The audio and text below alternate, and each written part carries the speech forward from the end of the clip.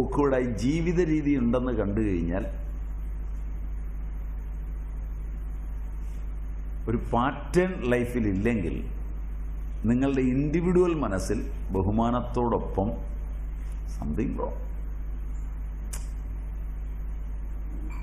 അത് കിറുക്കാണ്.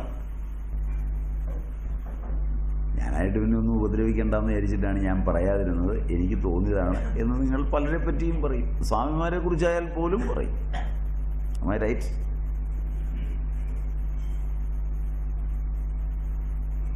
അതിങ്ങനെ ഉണ്ടാകുന്നതാണ്.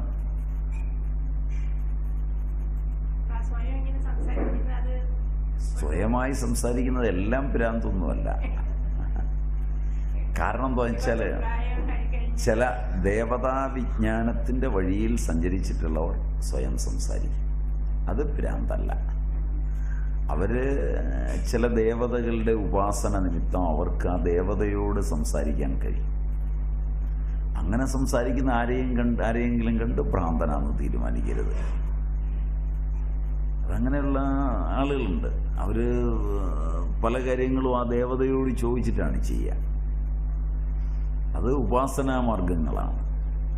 അങ്ങനെയുള്ളതെല്ലാം ഭ്രാന്താണ്, അതാണ് ഇതാണെന്ന് പറയാൻ പറ്റില്ല. അവർക്ക് എന്തെങ്കിലും സംശയം വന്നു കഴിഞ്ഞാൽ അവർ ചോദിക്കും. പെട്ടെന്ന്, പ്രിയേ പിശാചിനി, എന്താണ് നിന്റെ പദ്ധതി? നമ്മളിങ്ങനെ വിഷമിക്കുന്ന കണ്ടില്ലേ, നീ എന്താ ഇങ്ങനെ ഇരിക്കുന്നതെന്ന് ചോദിച്ചു കഴിഞ്ഞാൽ അവളൊരു പറക്കം പറന്ന് സാധനം കൊണ്ടുവന്ന് കൈ കൊടുക്കും. അതൊക്കെ ദേവത ഉപാസനയാണ്. അതൊക്കെ പറഞ്ഞു കേട്ട ഭ്രാന്താണ്. അത് ചിലർക്ക് അകലെയിരിക്കുന്ന കാര്യങ്ങൾ അടുത്തറിയുന്നതിന്, ചില വിഷയങ്ങൾ അറിയാത്തത് പെട്ടെന്ന് തോന്നുന്നതിന്, ഇങ്ങനെയൊക്കെയുള്ള ചില ദേവതാ ഉപാസനാ രീതികളുണ്ട്. അതൊന്നും ഇനി തുടങ്ങണ്ട. അതൊക്കെ അതിൻ്റെ പാരമ്പര്യ സംവിത്തുകളായിരിക്കുന്ന ആചാര്യന്മാരുടെ കുലങ്ങളിൽ എപ്പോഴെങ്കിലും ജനിച്ച് അവിടെ നിന്ന് അത് പഠിച്ചു വരികയാണെങ്കിൽ വളരെ എളുപ്പമാണ്. പക്ഷെ അതൊക്കെ വലിയ ബുദ്ധിമുട്ടുള്ളതുമാണ്. കാരണം എന്ന് വെച്ചാൽ ഈ ദേവതയെ എവിടെയെങ്കിലും ഏൽപ്പിച്ചിട്ടൊക്കെ വേണം പോകാൻ. അല്ലെങ്കിൽ ശരീരമൊക്കെ പോകാൻ വലിയ ബുദ്ധിമുട്ടാവും, വല്ലാത്ത ക്ലേശമൊക്കെ ആവും. അതുകൊണ്ട് അതിനൊന്നും ഇപ്പം ശ്രമിക്കണ്ട. അതുകൊണ്ട് അവരെല്ലാം ഭ്രാന്തന്മാരല്ല. പിന്നെ ചിലർക്ക് സംസാരിക്കാൻ വീട്ടുകാർ താൻ സംസാരിച്ചാൽ മനസ്സിലാക്കില്ല, നാട്ടുകാർ താൻ സംസാരിച്ചാൽ മനസ്സിലാക്കില്ല.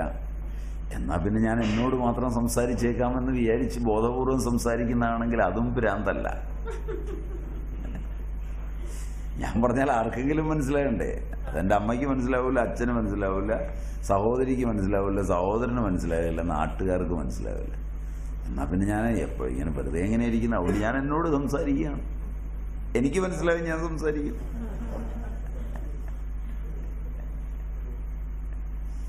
അങ്ങനെ ആരെങ്കിലും കണ്ടിട്ട് ഉടനെ ഭ്രാന്താണെന്നൊന്നും വിചാരിക്കണ്ട കേട്ടോ.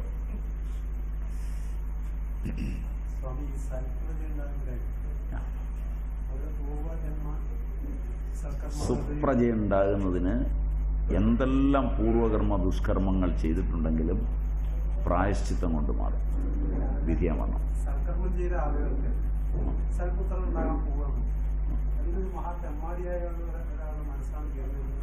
ആവില്ല,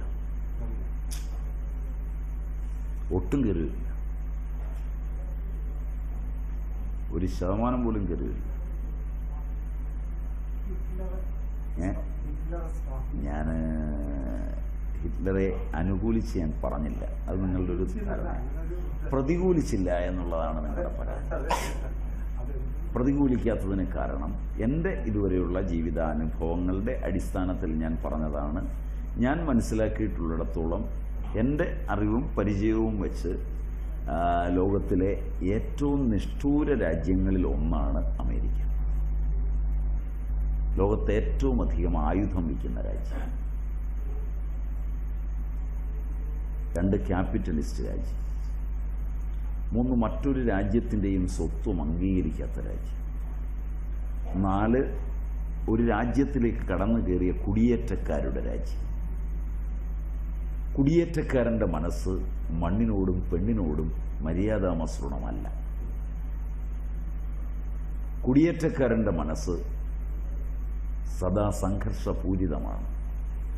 ഇങ്ങനെയുള്ള കുടിയേറ്റ പിതാക്കന്മാരുടെ ഒരു രാജ്യമാണ് എന്നെ സംബന്ധിച്ചിടത്തോളം അമേരിക്ക. അവരാദ്യമായി ചെയ്തത് തന്നെ അവിടുത്തെ ആദിമ നിവാസികളോട്, സംസ്കൃതചിത്തരായ ആദിമ നിവാസികളോട് മര്യാദകേടിൻ്റെ ഭാഷയിൽ തുടങ്ങുകയും അതിന് ഏറ്റവും പ്രസിദ്ധനായ അമേരിക്കൻ പ്രസിഡന്റ് എബ്രഹാം ലിങ്കൺ അവിടുത്തെ ഒരു ആദിവാസിക്ക് കൊടുത്ത കത്തും അതിന് ആദിവാസി തിരിച്ചു കൊടുത്തൊരു മറുപടിയുണ്ട്. മണ്ണ് ആരുടെയാണ്? ആർക്കാണ് മണ്ണിൻ്റെ അവകാശം? അമ്മയെ ആർക്കാണ് വിൽക്കാൻ പറ്റുക? വൈദിക സൂക്തങ്ങളോളം പാരമ്പര്യമുള്ള ഒരു കത്താണ് അയാൾ എഴുതി കൊടുത്തത്. അതുകൊണ്ട് തന്നെ ലിങ്കൺ തൃപ്തനായി ഭൂമി പിടിച്ചെടുക്കാതിരിക്കേണ്ടതാണ്. അതായില്ല. നമ്പർ 1. നമ്പർ 2, ആദിവാസികൾക്ക് അവരുടെ ഒരു സംസ്കൃതിയുണ്ട്. അവിടുത്തെ കുട്ടികളെ അമേരിക്ക യൂണിവേഴ്സിറ്റികളിലേക്ക് കൊണ്ടുപോയി. നിങ്ങൾ അന്വേഷിച്ച് നോക്കുക, അവിടെ പഠിപ്പിക്കാൻ കൊണ്ടുപോയി ആധുനിക വിദ്യകൾ. അമേരിക്കയുടെ ദുർലക്ഷണങ്ങളെല്ലാം പഠിപ്പിച്ചപ്പോൾ അവിവാഹിതരായ അമ്മമാരുടെ എണ്ണം കൂടി. അവരുടെ സംസ്കൃതിയെ മാറ്റിമറിച്ചു. ഇതൊക്കെ അമേരിക്ക മനഃപൂർവ്വം ചെയ്തതാണ്. അവരെ കൊണ്ടുപോയ താവളങ്ങളൊക്കെ വികലങ്ങളായിരുന്നു.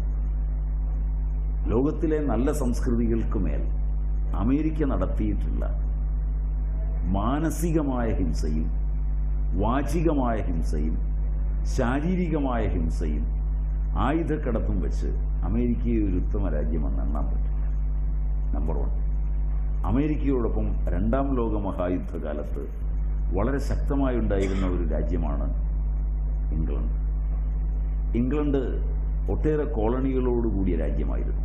ഇന്ന് നിങ്ങൾ കോമൺവെൽത്ത് എന്ന് പറയുന്ന രാജ്യങ്ങളെല്ലാം ബ്രിട്ടൻ്റെ കോളനികളാണ്. ബ്രിട്ടൻ്റെ കോളനികളിൽ ഏറ്റവും അധികം ബ്രിട്ടൻ സംഹാരതാണ്ഡവം ആടിയിട്ടുള്ള ഒരു രാജ്യമാണ് ഇന്ത്യ. പ്രത്യേകിച്ചും 1887 ഫാമിൻ, ബംഗാൾ ഫാമിൻ,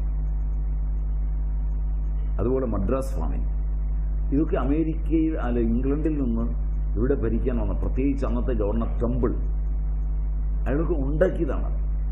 ഇവിടുന്ന് സാധനങ്ങൾ കടത്തിക്കൊണ്ടുപോവുകയും കൃത്രിമമായി ദാരിദ്ര്യമുണ്ടാക്കുകയും ആ ഫാമിൻ്റെ പേരിൽ ഒരുപാട് മരണങ്ങൾക്ക് കാരണം ഉണ്ടാക്കുകയും ചെയ്തതാണ്.